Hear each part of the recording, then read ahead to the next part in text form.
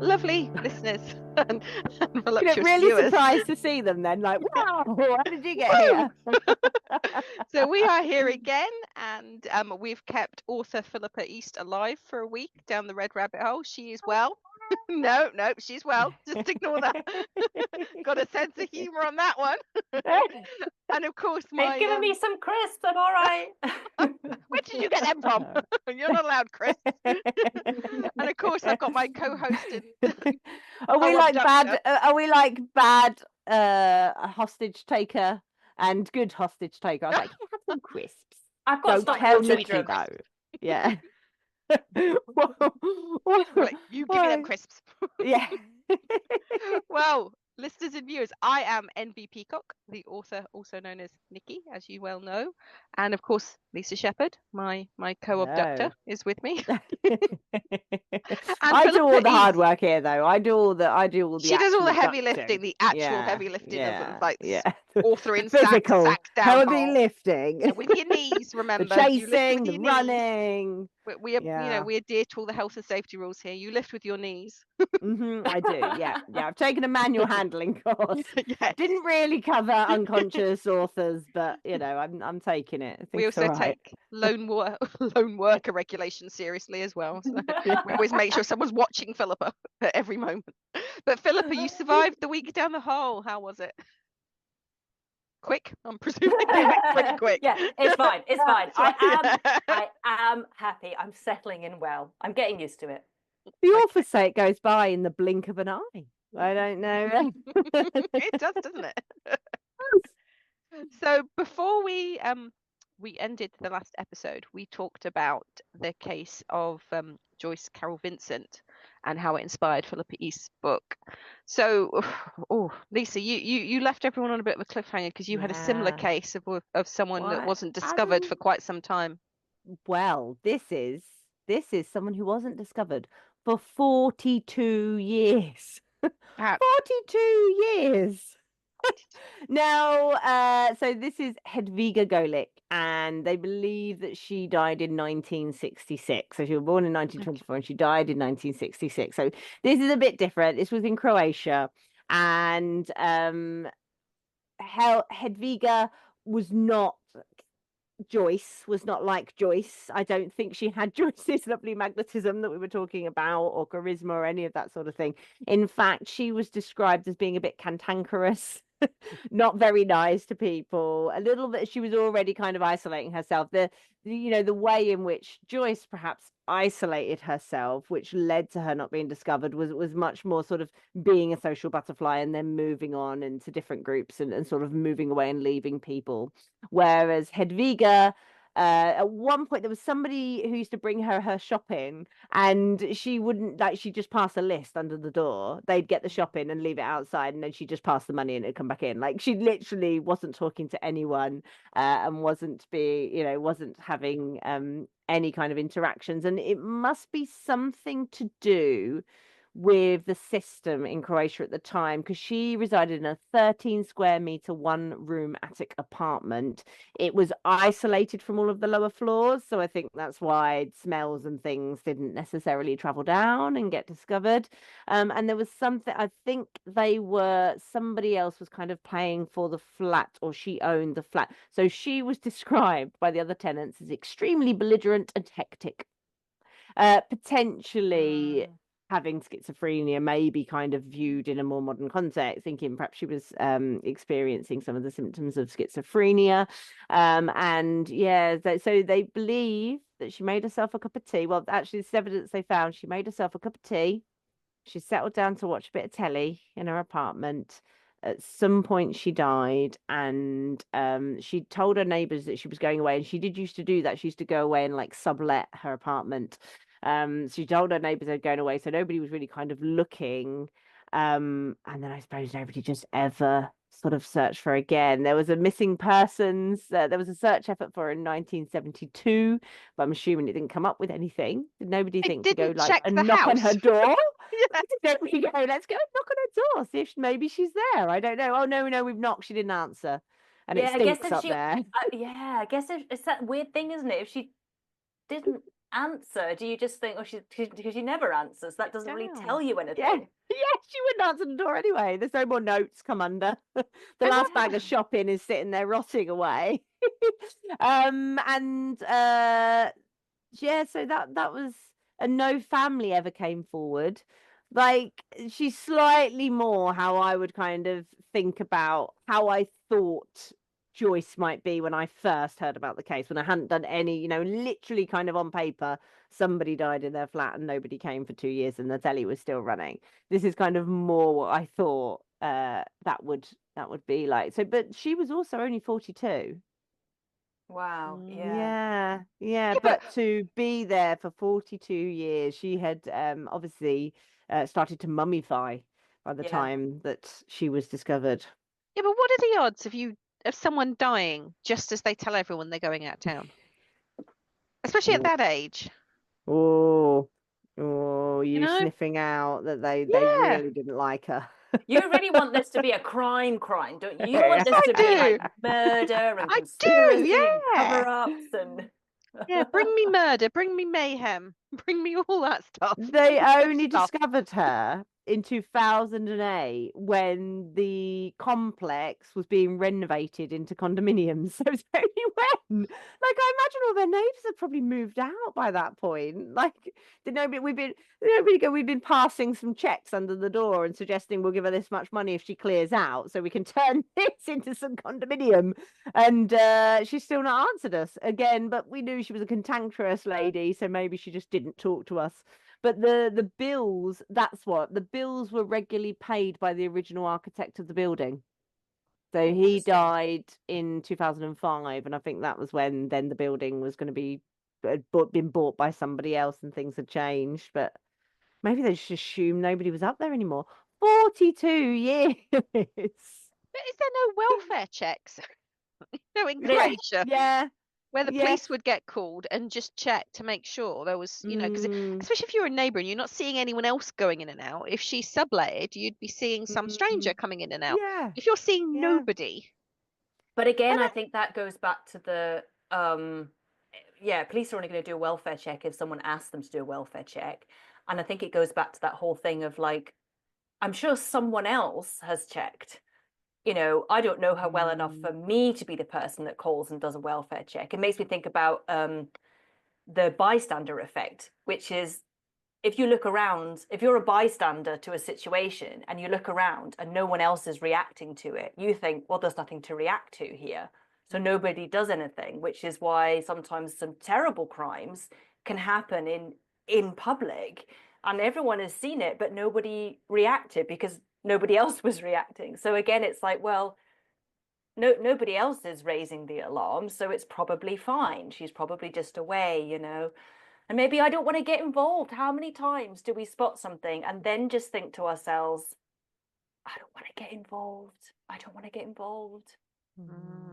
But Stephen King would have us believe that there is always a gang of nosy 12-year-olds knocking about. Where's the Scooby Gang in this? Like watching with binoculars or something. Where's Nancy Drew? And the Hardy Boys. Where did Croatia doesn't have that version? Is this why we should take away phones from children and young people? Because they used to be out there solving all the crimes, but now they're just home. I think this is a good point. I think we should put this to the government. I think that's a good angle. People are dying because kids are on their phones instead of investigating, being nosy. The adults can't be bothered to pay attention. Let's get the kids involved. Kids are bored. They want entertainment.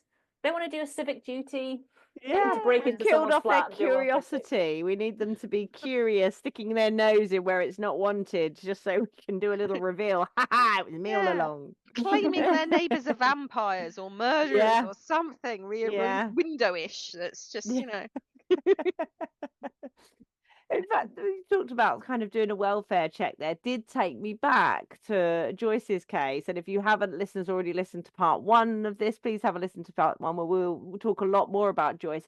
But I was also just thinking about she had been housed there as because she'd been a victim of domestic abuse. So the fact that nobody went in to check and nobody, I think she got some like debt arrears, and I don't know what the circumstances of that was, whether it just came up and they just let it, or whether, it came up and someone said, oh, there's domestic abuse here, let's just let those arrears right, let's just let that go. But I feel like we had a responsibility to check on somebody who has been a victim of domestic abuse. Because anything could have happened to them. Your life is at risk if you have been a victim of domestic abuse. And quite often, I don't know the statistics off the top of my head, but I'm thinking you're more at risk when you've left that relationship than, because of that person perhaps seeking some retaliation. So we didn't actually talk about, Joyce's cause of death. She had asthma, so they thought it potentially could have been asthma, and she'd also just had that treatment for a peptic ulcer, so potentially that had some erupted or whatever. But her remains were so far decomposed that they couldn't ascertain a cause of death. And I mean, I guess that thing about checking up, isn't it? It makes you think about, I mean, she'd maybe been placed in that accommodation as a kind of end point to the involvement of domestic abuse services, and they presumably would have looked to place her somewhere where the ex wasn't going to come looking for her. And then again, we know services are so overburdened, aren't they? They probably thought, right, job done with that one. Next, there's 1,000 more about to come through, and that goes back to those questions about capacity and stuff, doesn't it? Who has the resources to do that little extra bit, to make that extra phone call, go and knock on the door? I'm assuming the abusive ex then didn't volunteer themselves for the documentary. Oh yeah, I know her. I abused her for several years. I can't remember what the gap was between when she was presumably helped to escape that abusive relationship and her death. I can't actually remember. I don't get the feeling that it was like just a few weeks. Didn't get the feeling it was like a live situation necessarily. Because at the very least, the ex would have been like, where is she? What's going on here? I haven't seen her. If he's like stalking her or something, like ironically, a stalker would have perhaps clocked it quicker that something bad had happened. Yeah, unless if she'd escaped and really had escaped, and it was not going to be, very good reasons for not wanting to be found by that particular person, then they wouldn't be looking. Probably moving on to the next victim. Yeah, especially if they knew that they'd been reported. Is it an odd place though for someone who's kind of trying to lay low, like at the flat in a shopping centre that's very busy, where he could have seen her go into the flat, or just accidentally seen her by going into one shop and then seeing her walk up to the flats or something? To me, I just feel like it should have been a more out of the way hiding place. Well, I think they would have just tried to put her in ordinary accommodation, probably out of area. So if where she was living when this abuse was taking place was, say, Brixton, they were probably going to move her to a patch of London, well away from that wouldn't be his normal, or her, we don't even know, his or her stomping ground. So he's not going to be on that street. It's a bit of like a needle in a haystack at that point, isn't it? Some small flat somewhere in London, why would he be able to find her? And actually, I think a little flat above a shopping centre probably is fairly secluded in a weird way, You're not looking up, are you? You're looking at the shops. You're kind of looking at the busyness underneath, and maybe the stuff that's above. Because also, I always assume, because I remember when we were in uni, some people lived in a flat above some shops, I think a chip shop or something like that, and you kind of just didn't think it was really there. Like I just thought, oh, that's owned by the shop. Yeah, that will have stock in it or something, won't it? It won't. Couldn't possibly be someone's flat. Yeah, you probably wouldn't think of it as a residential property. You'd probably think of it as, yeah, the storeroom of a business or something like that. Yeah, so it's probably actually quite a good hiding place potentially. I mean, I would assume the police looked into the ex, because if there was no clear cause of death, Would they have known who it was? surely they'd have had a If record of she'd gone to, if she'd have gone through like to social domestic services or something. abuse. Yeah.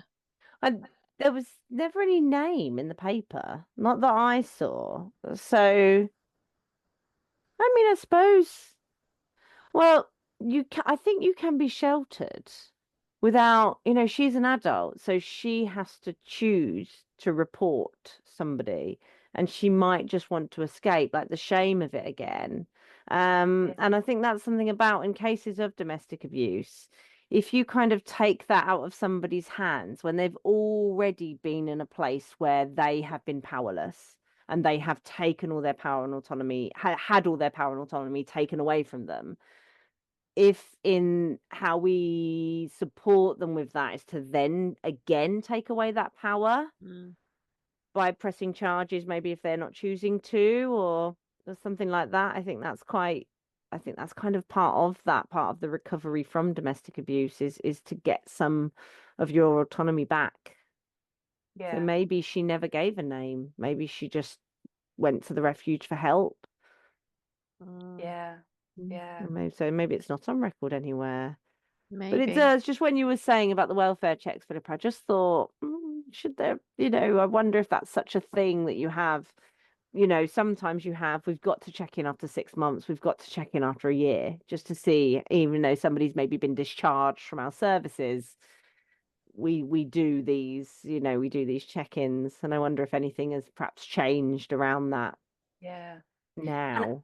it's tricky though, isn't it? Because again, like you were just saying, it's up to the person whether they respond.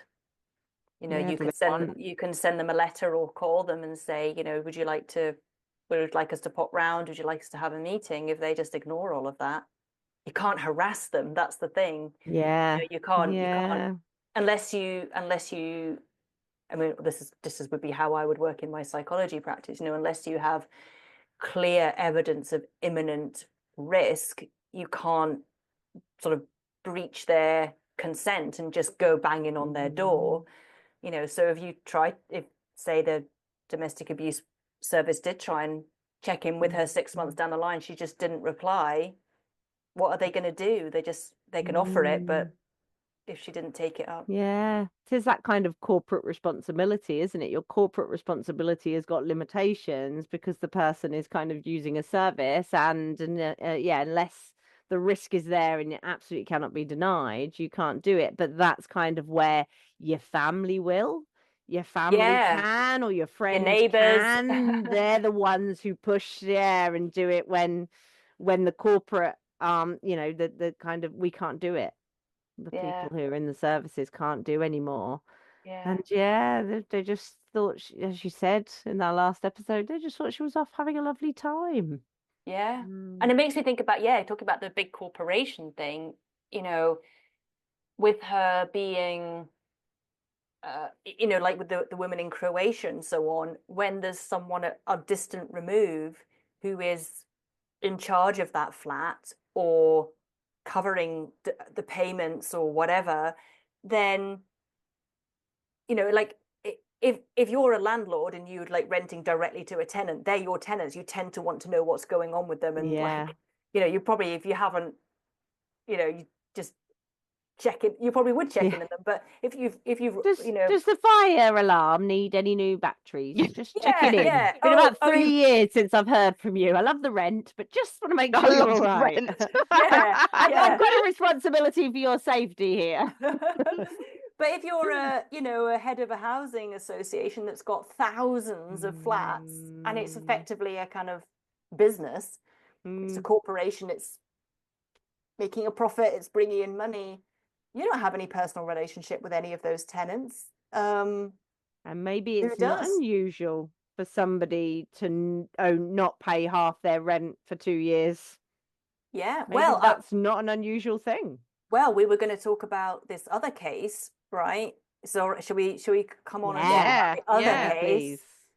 So when I was writing Safe and Sound and I was telling people the premise of the book, people always said, you know, I'd say, oh, she, you know, they might, you know, my character's not found for 10 months. They would always say, oh, that wouldn't happen. And first I would say, well, actually, it's based on a true story. So it does happen, this story from 2006 or whatever. And then they would say, well, yeah, but it couldn't happen now.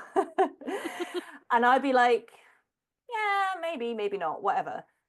And then about a year after Safe and Sound came out, someone forwarded me a newspaper report. And when I first read it, I thought it was a weird version of like a book review for Safe and Sound. I thought they had done this weird fictionalized newspaper report about my story, because it was about this woman who had you know, been found in her bedsit, and the number of the flat in this news report was the same as the number of the flat in my book. And I was like, what is this? This is like, who sent me this? What is it? And then when I read closer, I realized, no, this was a real story about a real person whose name was, let me just double check. And I don't know quite if I'll. Is it Sheila C. Leone? That's the I'm one. probably Yeah. pronouncing that wrong. I will apologize for that, Yeah. Sheila, because I'm pretty sure I'm probably pronouncing that wrong. 58-year-old medical secretary who died in South London in August 2019 and went undiscovered for 2.5 years. Yeah.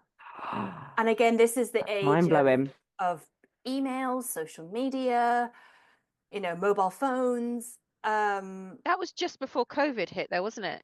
2019. So it would have been because like 2020 COVID and the lockdowns and that. Do you think that had something to do with it?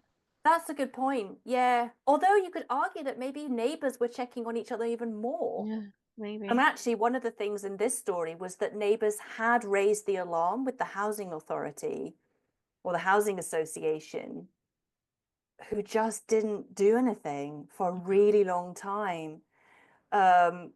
And again, it was, you know, that her rent was paid through some scheme, and, you know, bills were sort of included up in that. And then somehow the housing authority had got misinformation that Sheila had been seen and was alive. So they just were like, oh, that's fine then. And then it was like another 16 months or something until they realized that she had died. And again, maybe a little bit like Joyce, I think she was a medical secretary, so clearly a very capable, professional, intelligent woman, but she was working for an agency. So again, short-term jobs, short-term contracts, moving around. And I think she was estranged from her family. I think she was from South Africa originally. But yeah, again, going back to that thing about big corporations just not being able to keep, or not being able or not being willing to keep tabs on their tenants. And well, it's kind of on, you know, Maslow's hierarchy of needs. One of the things that we need at the very base of the triangle is safe home space to be. So it's almost like, should we be letting something that is providing that home and safe space to some of the country's most vulnerable people be done by huge corporations who are faceless and who don't come? Because it says, well, you said that, Philippa, in the article it says that neighbours tried to raise the alarm about a smell of death and an infestation of maggots. So even if they've seen Sheila or thought they've seen Sheila and there's been reported that she's okay, if they've got an infestation of maggots in their home and it smells, you need to go round there. That's their home, and it's COVID. They can't go anywhere. They can't go out. They're trapped at home in unsanitary environment. Like, that's disgraceful, isn't it? Absolutely disgraceful. The Metropolitan Police apologised, but there were also other factors that led to her lying undiscovered for so long. Oh yeah. Yeah. Yeah. What other factors? Tell us a little bit more about that. Yeah, and you hear sort of talking about the maggot infestation, you hear stories all the time, don't you, about people who are living in council properties or housing association properties with, mold or broken this, broken that, and they're saying nobody comes to fix it. Nobody comes to fix it. Or even cases of children who have got chronic lung conditions that have even led to their death because there is black mold and they are living in conditions that aren't safe. Yeah. Well, you just take one look at the Grenfell fire. Fucking hell. Oh. Yeah, that's the right reaction though. Yeah. Yeah. Well, I mean, we've kind of uncovered that it happens a bit more than perhaps we thought it did, or thought that it was even possible to do so in this kind of modern age. But actually, did you know that in Japanese there is a word for it? Oh. So, kodokushi is translates to lonely death.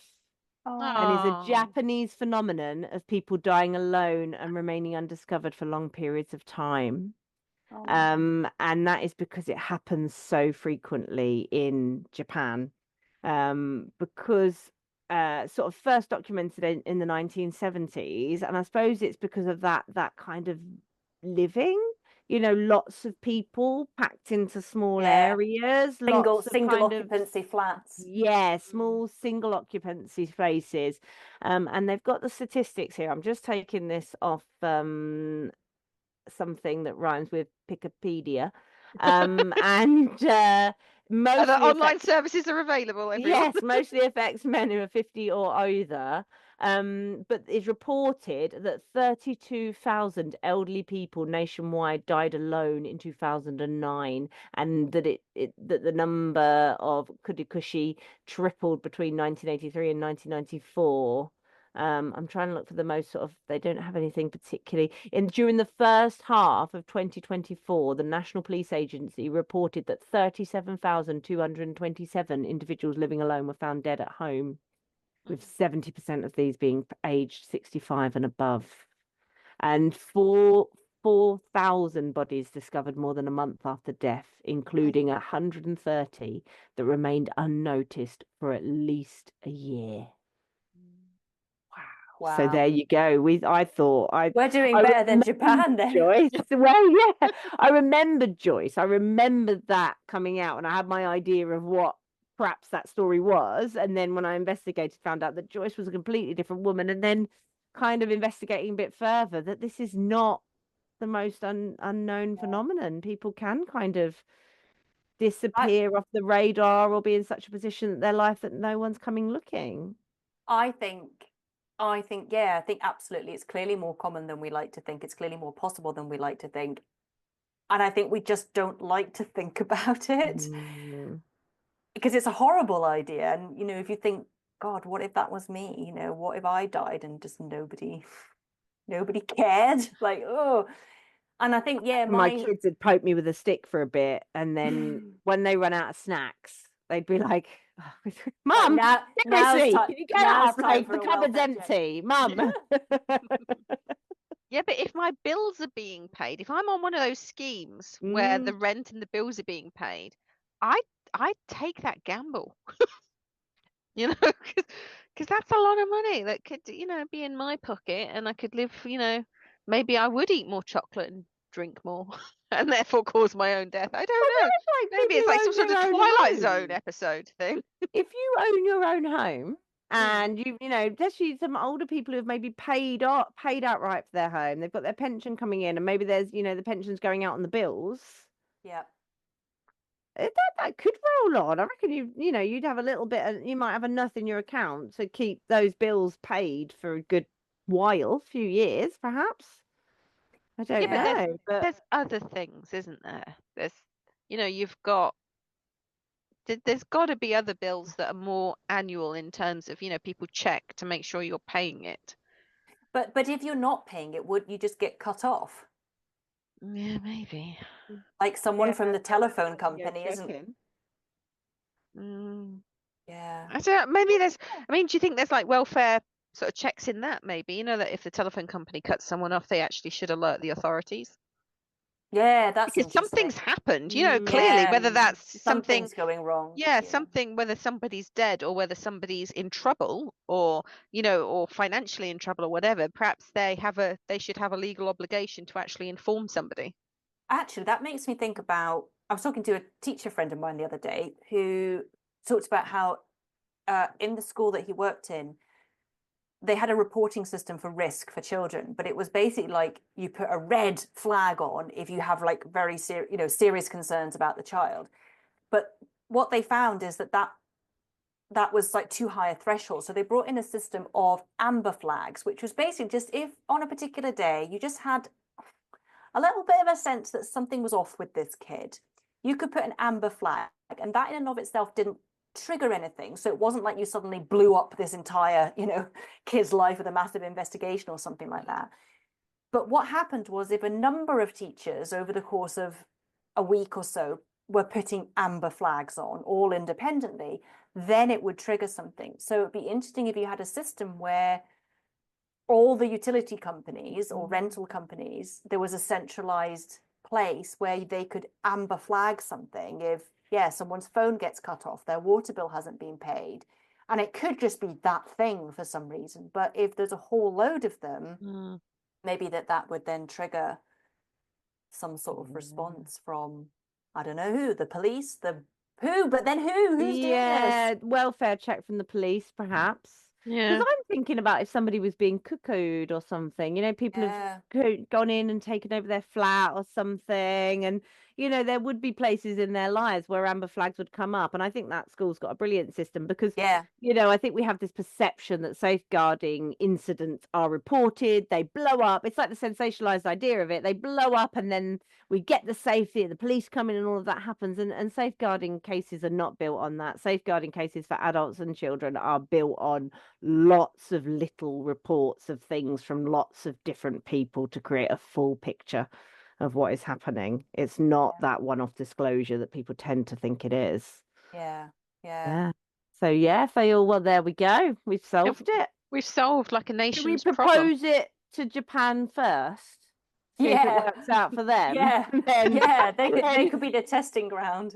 And then probably our government would adopt it because they'll be like, should we call it the Red Rabbit Protocol? Oh yeah, or the Amber Rabbit Protocol. The Amber Rabbit Protocol. There you go. Yeah, because our government would then adopt it because they like taking things from other places. Do you remember when they were like, they're not proud, are they?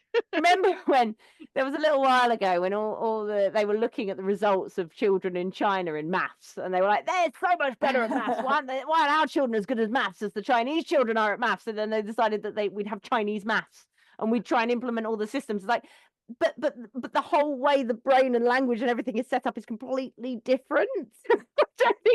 I don't think just applying it's gonna work. I don't think it's gonna work. Oh, the country we live in. Well, yes, check in on your neighbours. And my last check in on your friends.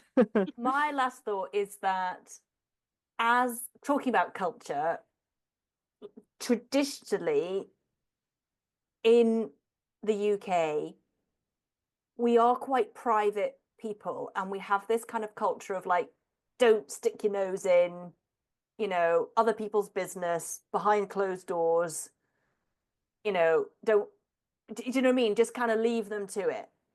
And I think that one of the things that stops us checking in is, especially with like a neighbor, like physically going and knocking on their door, is it can feel very intrusive and it can feel inappropriate. And I suppose I'm just saying maybe we need to just notice that feeling, but go over it and actually do that check. If it crosses your mind to think, I haven't seen my neighbor for a while, and then you get that other thought, oh, am I causing a fuss? Am I being nosy? Am I breaching their privacy by going and knocking on the door a few times? Maybe actually just say, well, sod it, because maybe if I ruffle a few feathers by, barging in when I wasn't wanted, that's better than not barging in. And this person was in need, this person was unwell, this person was needing someone to come and knock on their door, maybe just like go and do it. Like, don't be that bystander that just looks around and goes, oh, I'm sure it's fine, this person's getting stabbed in front of me, but no one else is reacting, so maybe it's just a joke. Yeah, there was that classic. I mean, I couldn't tell you whether it actually happened. I suspect it did, but in school we were told about a case in the London Underground where a guy was literally dragging a woman by her hair onto a train and was like really hurting her, and everybody thought it was an art piece. Yeah. But then she turned up dead, gosh. like within the hour. He'd killed her. Wasn't there a more recent one on the subway where somebody set somebody on fire? No. I'm there. I think that I'm sure I saw something about that quite recently, and people there was film footage of it, but no one intervened. Yeah. Everyone No. just stood by. Yeah, because Ooh. you really have to break rank and break social etiquette to intervene. You have to do something very weird to step forward and say, "Oh my God, what is happening here?" And we have that instinctive kind of Keep back. I don't keep back. I don't want to get involved. I'm sure it's nothing. I don't want to stick out. And I think we just have to try and overcome that. We have to sometimes just risk making a fool of ourselves, because maybe it was an art piece and we look like the idiot who ran up and panicked, but who cares? What's a bit of embarrassment if actually maybe you're going to save someone's life? To be fair, in this day and age, it's probably a blinking social experiment, and you'll end up on somebody's TikTok or YouTube page, won't you? You know, when you see the really awful ones where somebody pretends to be blind and not able to find their way down the stairs, and they see how many people are going to come and help, or those horrible. I find them really horrible where they'll go to somebody who's homeless and go, "Oh, could you give me this?" You know, see if they're generous, and then go, "Oh, because you gave me your last penny, I'm going to give you £10,000." Or I really hate those. I think they're so horrible. exploitative. It's That's so gross. exploitative, isn't it? These people do this. That is gross. People, I think as well with mobile phones, if likes. someone's sort of filming something, it puts them in the kind of the arena of watcher and not doer as well. I think there's that It's a danger bit as of a well. screen Yeah, between, so it becomes it makes it. unreal. Yeah, it makes it We see unreal. this on screen all the time. Mm. And it's have we become a bit kind of numb to violence and things like that, and when we see it in the real world, we distance ourselves from the screen. Yeah. Ooh. I think that's scary to think about. Yeah, that watching something on a screen and laughing about it, it sort of cuts off your empathy. You know, you're watching it as entertainment and you're not really connecting with the people there. And so then, you know, in the real world, do you then kind of go, "Oh, this is dramatic, better film it," rather than being like, "Oh my God, like this is a person in my society that is in trouble right now." And oh, I don't know. Yeah, we just need to all be more excellent to each other.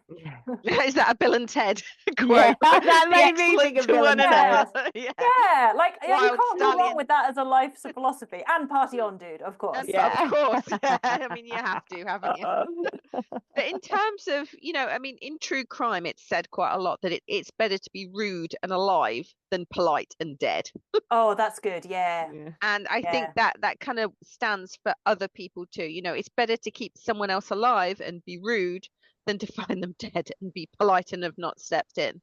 So I think in terms of, I suppose advice for anyone is to actually do something.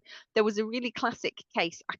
I unfortunately, I can't remember much of the detail. Again, it was a documentary that I watched regarding a murder that happened, and it was in the middle of a block of flats. Oh, is that the Ginny? Yes. Ginny Javet, yeah. Although I think apparently the way that was reported wasn't actually true. But I think a lot of people sort of rang in or something. People did some stuff, but not as much as they should have intervened, but no one physically intervened. Yeah. Again, I think there was kind of like a lot of people like, "Oh, there's a lot of noise going on," sort of thing. Yeah, a noise complaint, whereas she's screaming for her life, being murdered, and within full view of several different windows. I have to just, because I'm trying to want to kind of not end on a complete bummer, but one of the documentaries I watched about that, because the kind of perception is that she was murdered in full sight of all these residents and then just died alone on the pavement. true. She actually managed to get to the flat she was going to and get indoors, and actually died in the arms of a friend of hers, which I think is actually like, it's good to remember. But the thing about people not knowing how to intervene, not doing anything, being so much at remove. Yeah, yeah. So, but yeah, we keep making the same mistake. Well, we make the same mistake over and over, but maybe not as much as the Japanese, at least. So Yeah, that's the point to end on. Yeah. We're better than the Japanese here, anyway. Lots of things the Japanese are way better than us at. Yes, But maybe, probably more important things too, but Yeah. this is Well, what I we've think got. it's also that they've got they might have a larger proportion of an elderly population as well. I think they've got an increasingly large elderly population, probably because so many other things are really good. They're all living longer than we than we but are. So Yeah. there's more. I kind of thought they really look after their elderly though in Japan. You know, there's like this kind of honoring ancestors and things like that that's part of their culture. But That's I what kind wonder, of surprises me a little bit. yeah, but I wonder if there's been that change in, again, I'm talking like I know anything about this, but, that change into modern times where more people are living in single apartments. Because yeah, I think traditionally it would be that you'd have intergenerational households. But even more in modern times, people are living in the cities in single occupancy apartments. And also they have that thing of the salaryman, don't they, in Japan, who are these kind of worker bee business men in sort of, they work in kind of the business sector, but they often work incredibly long hours, are often actually very socially isolated. And if you're one of those men without a family, and so you're just working and coming home to this pod, then I can imagine that there would be a high risk of that, actually. It'd probably be quite a high risk of suicide. There If is, that's the there case, is, yeah. yeah, there is. Yeah, it's a very well recognized phenomenon of the suicide and salarymen. Yeah. Yeah, there's a forest in Japan, isn't there? That's actually like a suicide forest that people specifically go to. Yeah, yeah. Yeah, and now we have completely bummed everyone out. Yeah, we're not getting to a high point to finish here. I really You tried. did, bless Philippa, you. maybe you could tell us, what are you working on at the moment? Can you Yes. give us any Okay. tidbits of what you're doing at the moment? Yeah, so I'm writing horror. No, are So you? yeah, I was like, I think a big part of me writing psychological thrillers was I wanted to get into the dark stuff of human psychology, right? And I feel like I've plumbed those depths. So now I'm like, how do I plumb harder? But then I'm like, okay, well, I go to horror. So yeah, so I'm writing a psychological horror book at the minute, which sounds weird to say that I'm enjoying it, but it's been really nice to explore writing in a different genre. And I feel like I've always had a bit of a horror author inside me trying to get out. And I specifically mean psychological horror. So again, just really exploring the extremes of human psychology and human depravity, I suppose, through, in that way, is presenting it as, you can wrap it up in monsters and the supernatural, but also perhaps it's a story of the monsters inside us all ultimately, like what's a real monster and what's actually just the monstrosity of the human condition. Yes, that's what I'm writing about. I tell you what, we you better. just come back again to that. Yeah, I was not going to quite say that. finishing You with better a high. We'll keep an eye out for that book. So when that comes out, Philippa, you watch yourself with the sack because we'll be back. Yeah. Yeah, there's got to be some good rabbit holes there we can go down. Now you're gonna have to pretend, for us to finish on a high, you're gonna have to go, I'm also writing a piece about happy kittens. And actually I think for our viewers and listeners, they'd be like, no, that's not finishing on a high. No. Not for us. A bit of horror and the associated red rabbit holes you might go down to write it is what we like. And of course, Excellent. Philippa, we can listeners and viewers can find your books pretty much everywhere.